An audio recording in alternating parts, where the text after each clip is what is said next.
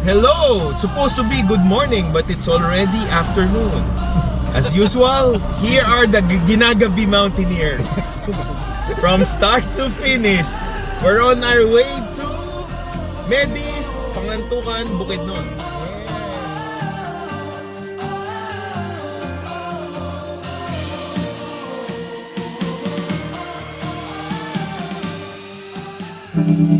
Sa dinami-dami ng timbangan sa mundo, balik tayo dito sa original at totoo. Punta tayo sa weight scale. What will we play? Of course, Top Gun inspired. Nasaan nanapin natin? Ayan, habang kami namimili ng kakantahin o patutugtugin. Saglit lang, hanap tayo. Ang aming patugtugin ay two of us. Mandali lang, hawak mo. Wait. Okay.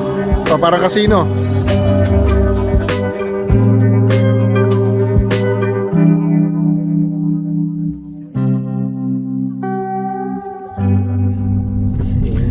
Magandang umaga pa rin. Kami malapit na sa Matnog Port at exactly 14 minutes away. At ito ang bayan ng Matnog.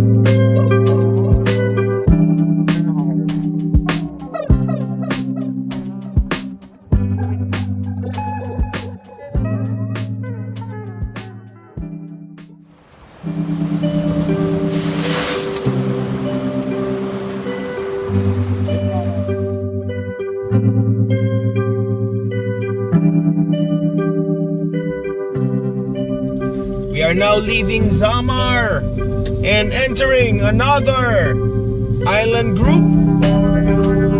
Peninsula pala. Leyte, San Juan Nico Bridge. Wow! What a pretty sight. Magnifico! Babae.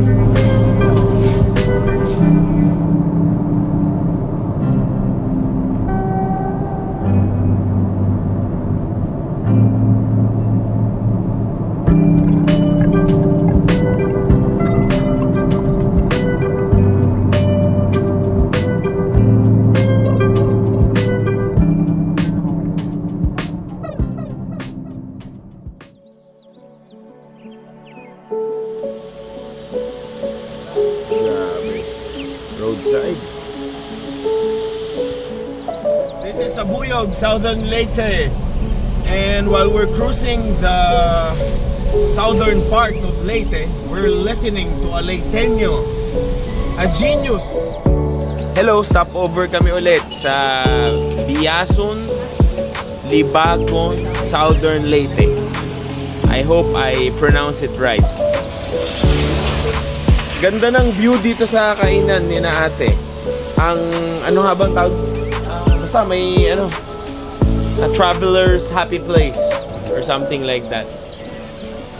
It's really a happy place. Look at that. In your backyard. In their backyard pala. Ayan. Ayan, ang mga gutom. Kamusta kayo? Yan po, kumakain na naman po sila. Yan ang one of the best things to do. To travel? To eat? Yan, yung gusto nila yan. But for me, it's to love.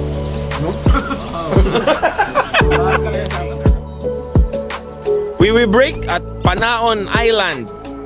Southern Leyte pa rin to. Ganda oh. Wow! We made it to Mindanao.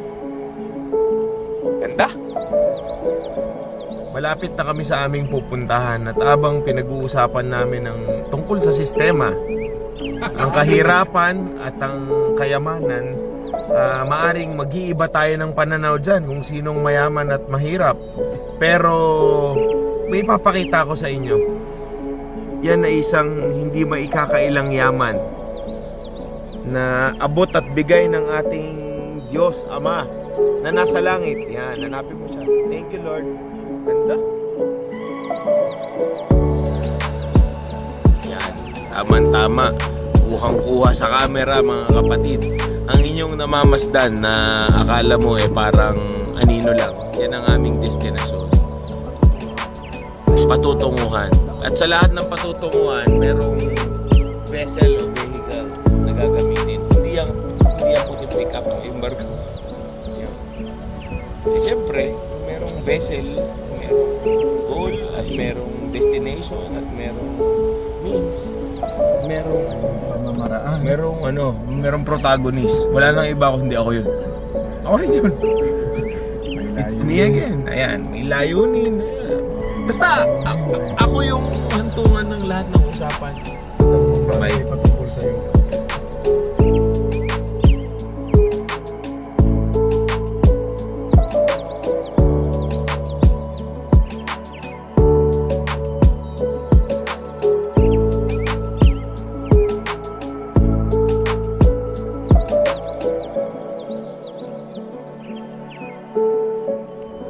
Magandang hapon. Sa wakas, nakarating na kami ng Mindanao. Thank you, Lord, for blessing us with this privilege.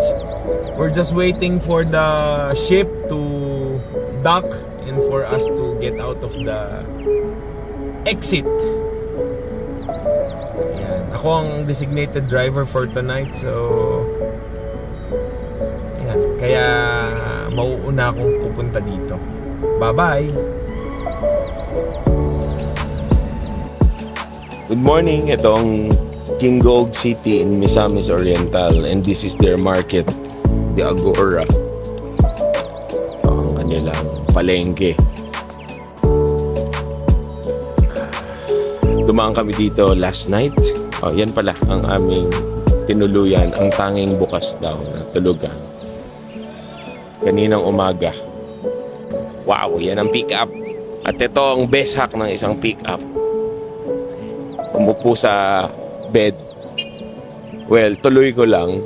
Kahapon, dumating kami ng mga 1. Magpupush pa sana kami sa Cagayan de Oro.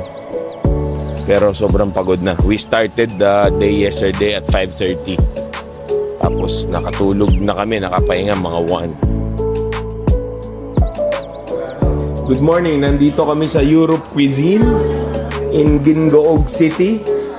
This is a good restaurant to stop by. We came from Gingoog town proper, city proper, on our way to Cagayan de Oro and eventually to Pangantukan. This is Mount Balatucan. Although you can't see it now. Still, the fog is still over the mountain. Kanina ko pa tinitignan niyang punong yan. Hindi ko alam kung ano yan. Pero I'm sure alam ni Papa Paul yan. Itatanong ko sa kanya. On our way to Pangantukan, Bukidnon. Yan. Dumaan kami dito para kumain. Pero, kagaya ng aming maraming mga trip, maraming side trip. Ayan, ang Cagayan de Oro River.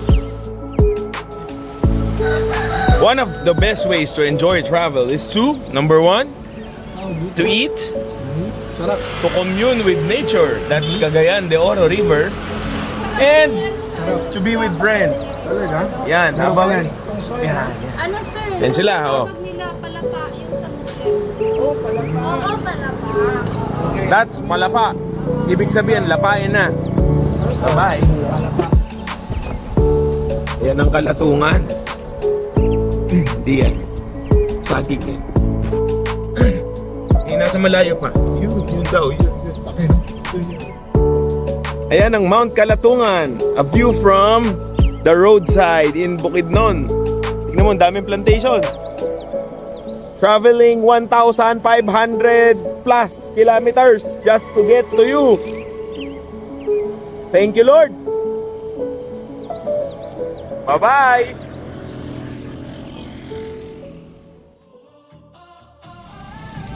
Bukidnon is known for a lot of things.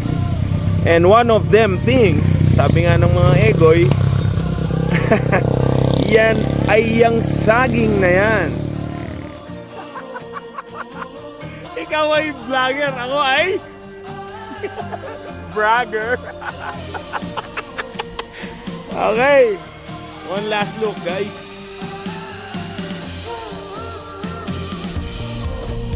Magandang hapon.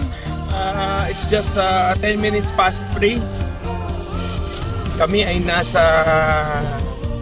Pangantukan na. And we're going to the jump-off barangay, which is Barangay Mendez. The name of our group is Ginagabi Mountaineers.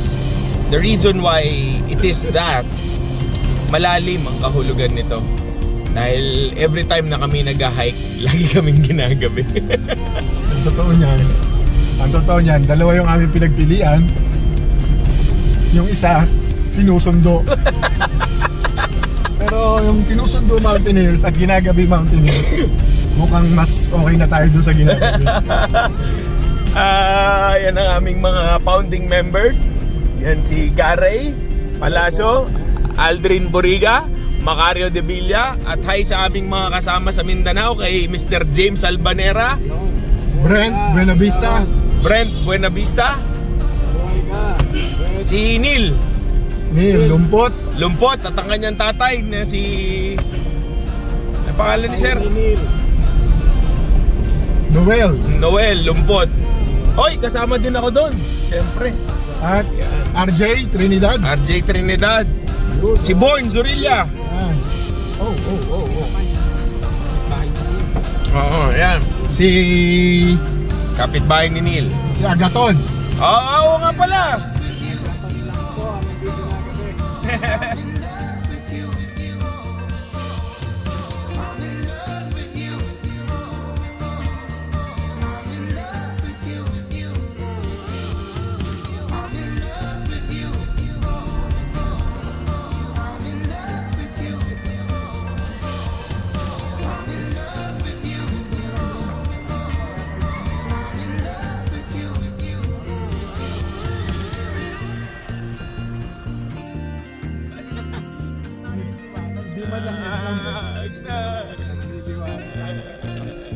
Uy, napakaganda naman dito. Yeah. So beautiful. Okay, bye-bye.